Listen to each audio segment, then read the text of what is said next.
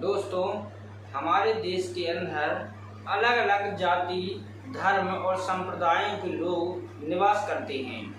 हमारे देश में बहुत से गरीब, वंचित, शोषित समाज है और देश की सरकारें कैसे एक पुस्तक यानी भारतीय संविधान कैसे सरकारों का चयन करवाती है, कौन कौन से अधिकार लोगों को, इसमें प्रावधानित काफ़ी चीज़ें हैं और आखिरकार ये समझने और सोचने वाली बात है कि एक पुस्तक पूरे देश को नियंत्रित कर रही है और ऐसे प्रावधान संविधान निर्माताओं ने इसमें रखे हैं विश्व के बहुत से संविधानों का अध्ययन करके, ताकि देश में कोई भी स्थिति हो इस संविधान उस स्थिति से निपटने में एक मजबूती प्रदान करे। तो क्या खासियत है इस देश के संविधान में, क्या इसकी विशेषताएं हैं, आज हम जानेंगे विस्तार से। आप बिल्कुल वीडियो को शुरू से अंत तक जरूर देखें और समझें। तो सबसे पहले मैं आपको बता दूं कि भारतीय संविधान की प्रमुख विशेषता है विशालतम संविधान। भारत का संविधान एक विशालतम संविधान है। सर आइवर जेनिक्स ने कहा है कि यह विश्व का सबसे बड़ा संविधान है। उन्होंने शायद सच ही कहा है, क्योंकि इसमें 22 भाग, 8 अनुसूचियां, 395 अनुच्छेद 26 जनवरी 1950 को जब संविधान लागू हुआ तब इसमें थे। इसके बाद कई सारे सुधार किए गए 1951 के बाद, और कई चीज़ें जोड़ी गई और घटाई गई। ये हमारे संविधान के विशालतम होने का प्रमुख कारण हो सकता है। दूसरी चीज़ ये है कि भौगोलिक दृष्टि से हमारे यहाँ गरीब, वंचित समाज और अन्य जाति धर्मों के लोग रहते हैं, उनको लिए भी प्रावधान इस संविधान में किए गए हैं। और विश्व के अन्य संविधानों का अध्ययन करके संविधान निर्माताओं ने, प्रारूप समिति के अध्यक्ष बाबा साहब अम्बेडकर ने इन बातों का ध्यान रखा और हमारे संविधान में अमेरिका के संविधान से मूल अधिकार जोड़े गए। इसके साथ साथ आयरलैंड के संविधान से राज्य के नीति निर्देशक तत्व जोड़े गए।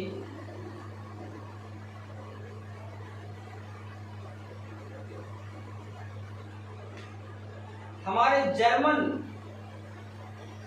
और भारतीय अधिनियम 1935 से आपातकाल की व्यवस्था की गई। इसके साथ साथ हमारे इस संविधान में ब्रिटेन से संसदीय प्रणाली अपनाई गई। ये भी विशालतम संविधान का प्रमुख कारण माना जाता है।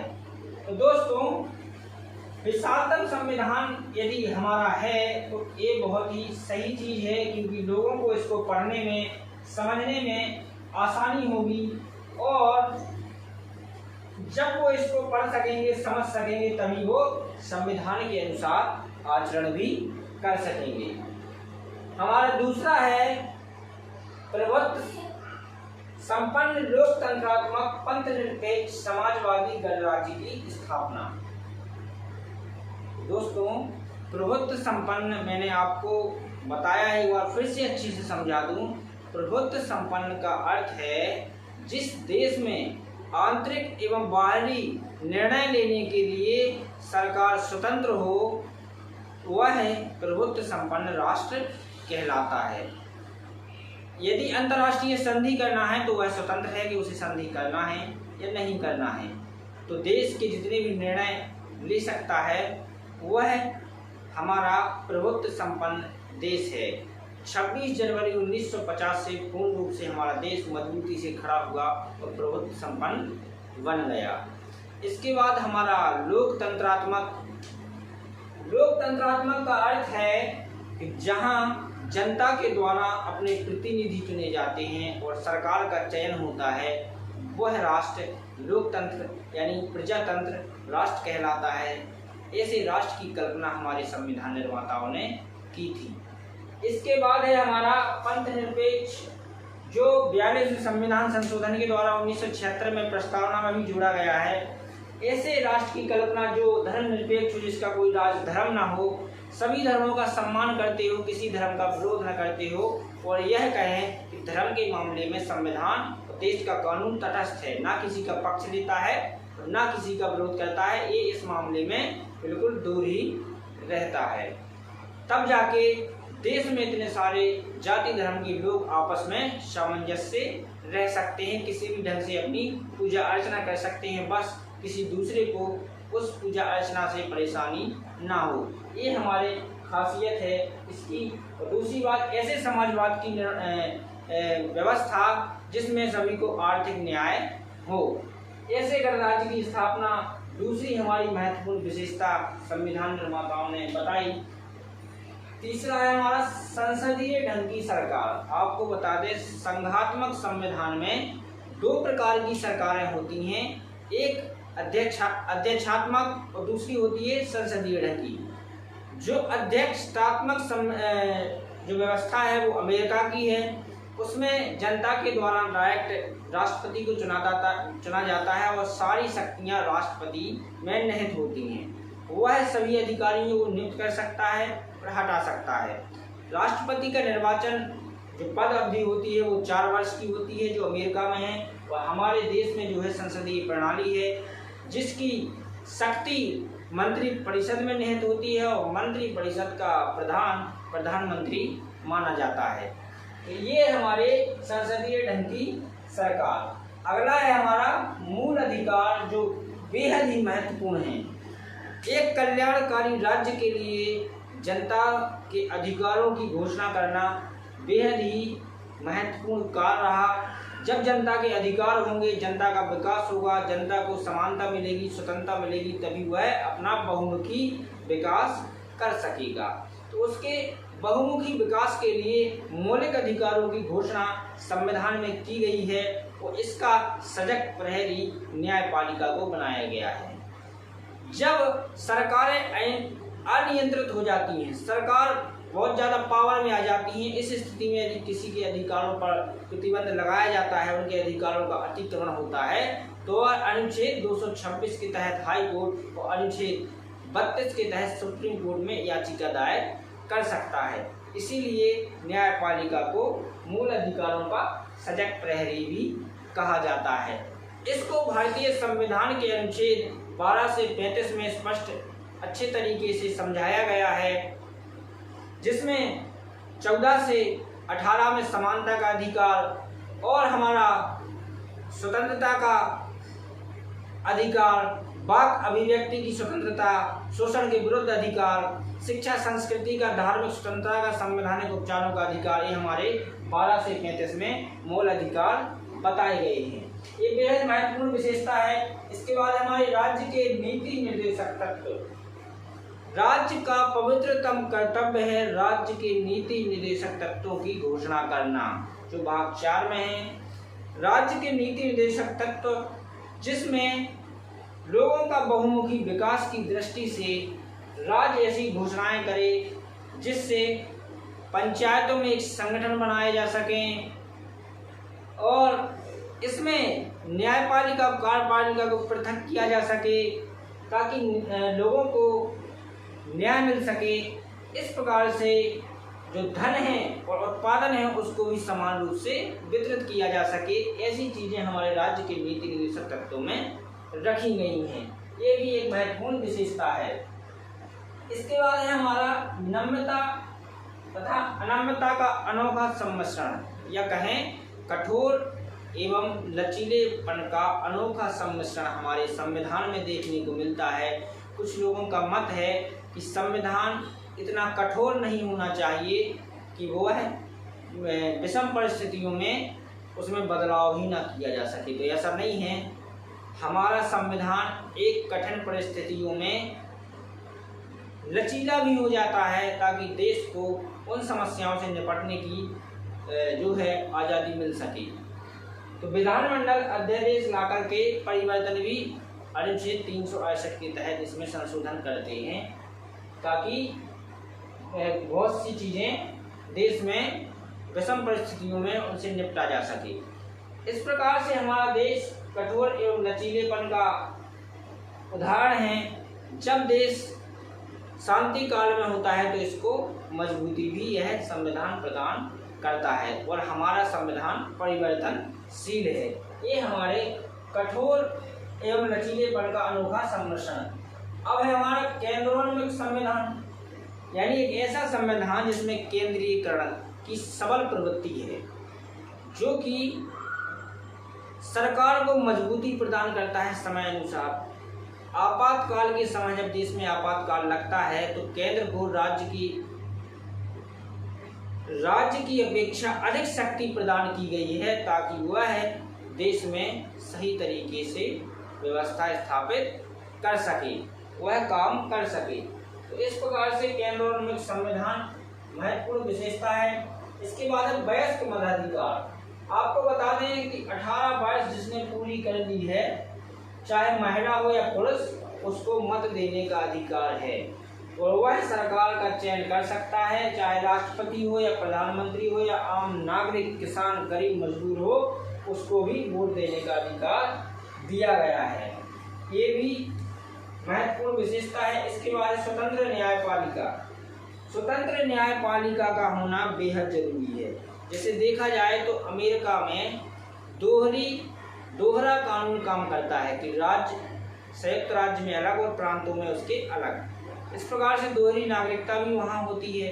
लेकिन हमारे देश में एक कानून है, एक सा कानून पूरे देश में लागू होता है और एक समान सभी के साथ न्याय होता है। इस प्रकार से न्यायपालिका पर दबाव न रहे, चाहे कोई अमीर व्यक्ति हो, गरीब हो, कोई बड़ा कर्मचारी या कोई नेता हो या गरीब हो, उसको समान रूप से न्याय मिल सके, इसके लिए न्यायपालिका को स्वतंत्र रखा गया है। फिर है हमारी एकल नागरिकता या एक नागरिकता। जैसे हमने अभी बताया आपको, अमेरिका में दोहरी नागरिकता चलती है, लेकिन हमारे देश में एक नागरिकता है। भारत देश में कोई कहीं भी रहे, कहीं भी जाए, स्वतंत्र है, उसको नागरिकता प्राप्त है। लेकिन अमेरिका में दोहरी नागरिकता कैसी है कि संयुक्त राज्य के लोगों को अलग से नागरिकता और प्रांतों के लिए अलग से नागरिकता लेनी पड़ती है। इस प्रकार की व्यवस्था में काफ़ी दिक्कतों का सामना करना पड़ता है। हमारे देश को एकजुट बनाए रखने के लिए संपूर्ण, तो इसके लिए एकल नागरिकता की व्यवस्था की गई है।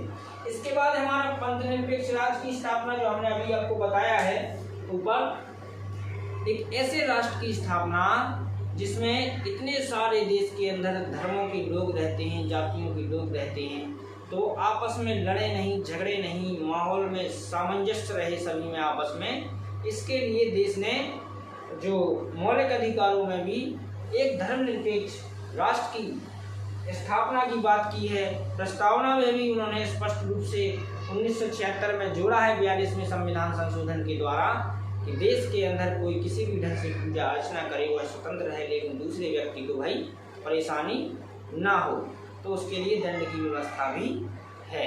तो एक पंथनिरपेक्ष राज्य की स्थापना। अगला हमारा है नागरिकों के मूल कर्तव्य। देखो, सबको अधिकार मिले हैं, आप किसी भी ढंग से अपना विकास करें, नाम कमाएं, स्वतंत्र रूप से घूमें, अपने अधिकार मांगें, अधिकारों के लिए लड़ें, ये सारी छूट आपको दी गई है। जनता के हित में देश का हित है, लेकिन मौलिक अधिकारों के साथ साथ आपके कुछ मूल कर्तव्य भी बनते हैं।